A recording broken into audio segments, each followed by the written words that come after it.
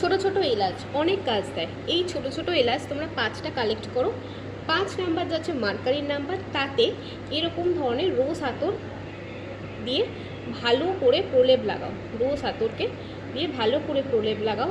আর 5টা আতর তোমরা লক্ষ্মী গণেশ মূর্তির সামনে রেখে দাও। শুক্রবার করতে পারো, বুধবার করতে পারো, ঠিক আছে। এবং তার সাথে সাথে শুক্রজির বীজ মন্ত্র এবং বুধজির বীজ মন্ত্র যখন তোমরা এটা অর্পণ করবে, শুক্রজির বীজ মন্ত্র তোমরা 6 টাইম তোমরা চ্যান্টিং করবে এবং বুধজির বীজ মন্ত্র তোমরা কিন্তু চ্যান্টিং করবে 5 টাইম।